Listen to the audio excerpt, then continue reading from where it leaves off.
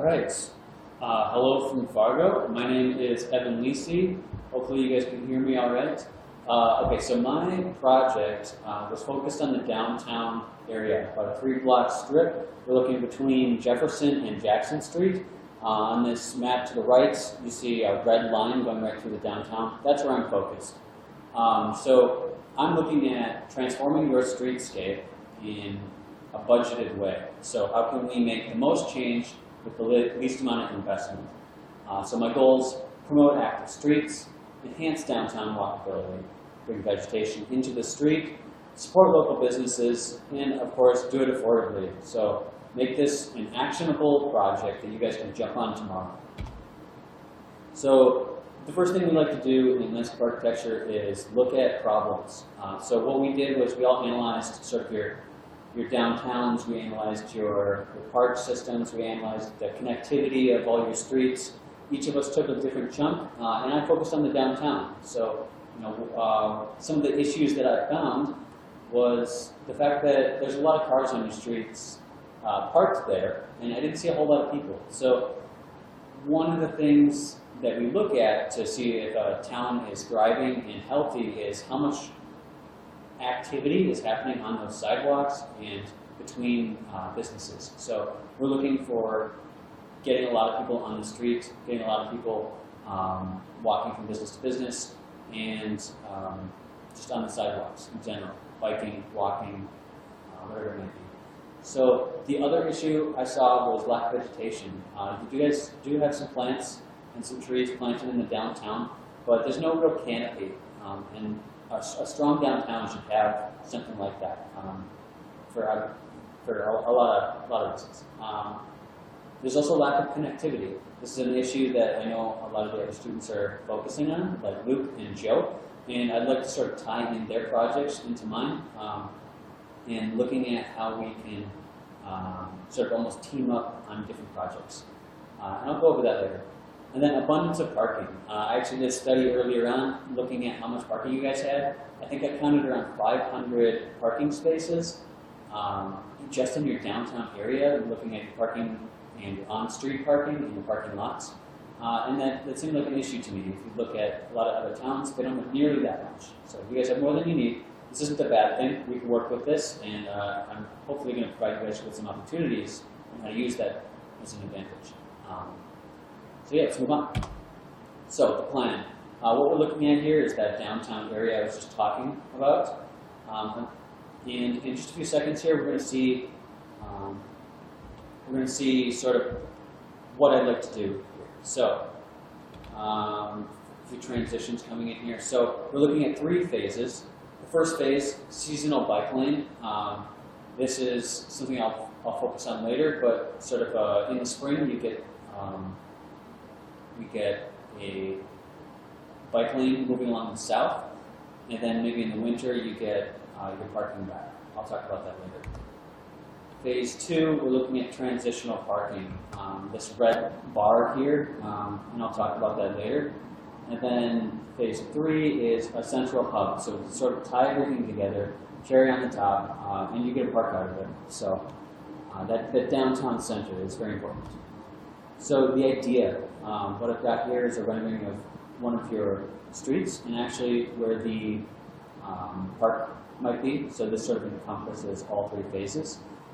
And this whole thing kind of hinges or revolves around the idea of these movable barriers, these movable planters, that can be transitioned throughout the seasons to create different shapes, different spaces, and sort of program your downtown.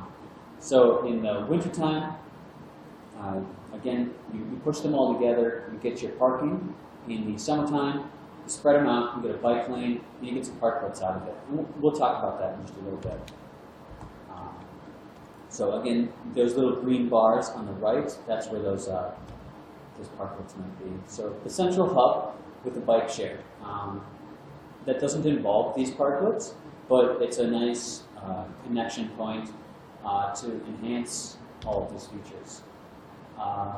The other part that goes with all of this is an extended sidewalk or extended intersections, and I know this is something that has been probably brought up to you guys. and I'd like to focus on this a little bit. We know the importance of those. It slows traffic. It gives people sort of a waiting space. It makes the sidewalks feel a lot better, even if it's just on the corners. It makes them feel bigger, grander, and it makes the downtown feel like it's made for people rather than cars. So parklet style sidewalk extensions, we'll get into that a little bit, but just want you guys to see where those would be positioned in relation to other things. And then seasonal bike lane, as I was talking about a little bit earlier. So phase one is that seasonal bike lane. So this is a picture of those spread out in line and sort of a barrier, creating this bike lane that goes back and forth. I just placed some people on here to give you an idea for scale. And this is actually your downtown. I did model it out. So you get an idea of what that might feel like. You don't need to worry too much about vehicle traffic. We are going to slim your roads down just a tiny bit by about 2 feet, but you're not losing a whole lot. And again, these are affordable. I'm looking at maybe $600 to $1,000 per container. And I'm sure you guys get a more accurate estimate on that. It could be a lot less, depending on what materials you use. And I'm thinking about 20 of them per block. Now you guys are probably wondering, okay, we just lost all of our parking on one side of the street. What is this going to do to our downtown? People are going to have a place to park. People aren't going to know where to go. Why would anybody stop in the downtown? Now this comes back up when I was talking about your parking issue, we'll call it, that I talked about at the beginning. You guys have a lot of parking. So this really isn't going to be too much of an issue, especially in the warmer weather seasons, spring, summer, and fall. People aren't going to be having an issue with parking. And you'll still get most of your parking on the other side of the street. So one thing that you would be worried about is handicap. So I did leave in some parking spots on the other side of the street. So expectations. Guaranteed to slow traffic down. Slowing traffic down is one of the #1 ways to enhance walkability, so that should be a goal of your downtown. Encourage biking and walking, obviously. This is going to be a destination for a lot of people. Just to even ride through here or walk through here, it makes it an experience rather than just an in and out from a business. People will come down here just to be down here rather than just getting a cup of coffee and leaving. Beautify downtown streetscape. Earlier I was talking about not having a canopy. Well, you don't really need a canopy if you do something like this. You still feel like there's a lot of vegetation in that downtown area, and it makes it feel very comfortable. Increase tourism and strengthen image, obviously. This would be something that would be very unique to Ortonville and not many other small towns. Phase 2, we're looking at the same plan, so you don't have to reinvent the wheel here. We just build more of them, place them on the other side of the street, keep maybe 50% of your parking, and start programming these parklets, as we'll call them. So some of them with seating, some of them with maybe larger planters, like ones for trees, and extend that sidewalk out as much as possible, and make it feel like a very welcoming downtown space for guests, for locals, for tourists, whoever it might be. And then expectations. So a lot of the same expectations as phase 1. So slowing traffic, encouraging biking and walking, beautifying downtown, and increasing tourism and strengthening image. So basically, we're looking at phase 1. If it's a success, which I'm foreseeing it will be, then you move on to phase 2, and you just sort of expand that idea. And whether you want to go into more blocks rather than just the 3 blocks, that's up to you guys. You can even start with just 1 block if you want. Whatever feels comfortable with you guys and whatever investment you guys feel like making. It's possible. And the nice thing about this idea is that the panels on them, these wooden blue panels that I highlighted, it doesn't have to be blue.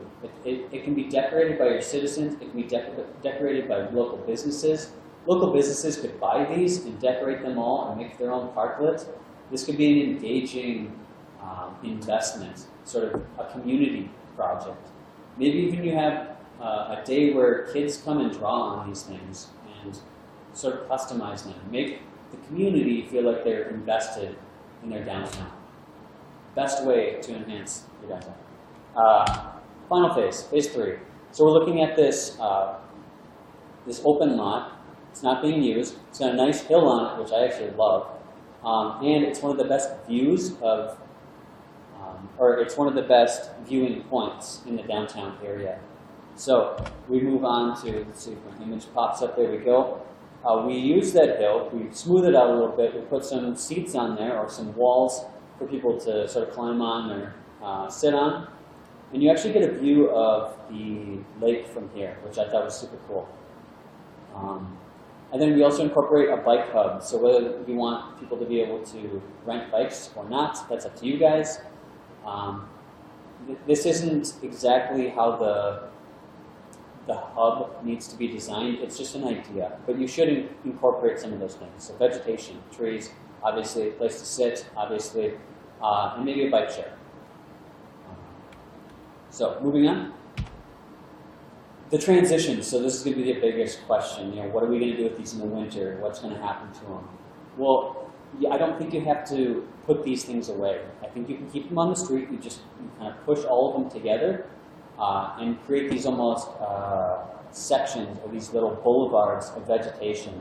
So it keeps the vegetation in the downtown area, but you get all of your parking back, or maybe 80 to 90% of your parking back in the wintertime. So meet all of your seasonal needs. You get pockets of vegetation in the wintertime, and you get your sidewalks still feeling elevated and sort of extended into the street bed. So obviously great for your town image year-round. So here's some just quick sections here. I just want to get you an idea of what's going to happen here. So we're taking your 13.5-foot street. Each one's 13.5 feet. Plenty of space for cars. And we're just going to squeeze them. And we're going to squeeze them down to about 12 feet. And that allows us to extend the bike lane and the parking on the other side, or the parklets. So not a big deal. Like, this is something that you guys can just do by repainting it. And this is going to give you guys more space for those two areas. And if you look in a book about sort of landscape architecture or specifications for how wide roads should be, 12 feet is enough. It's not disputed at all. You don't have to worry. Overall, I think this is a great plan for you guys. I think this is sort of your jumping off point. I think this is where you guys can start. It's not a big investment. Like I said earlier, you guys can do just one block at a time if you'd like. You can just do one parklet to start with. See if people like it. See if people are engaging with it. And if not, then so what? You lost a little bit of an investment and it was a fun trial. But best case scenario, you guys get this sort of awesome bike lane that no other place in Minnesota has this. And I don't know why you guys can't be the first. You guys have such a cool downtown area. Those buildings are some of the coolest buildings in Minnesota downtown, small downtowns, in my opinion. And I would love that you guys can work with that. So again, my name's Evan, and thank you guys so much for your time. This was a lot of fun.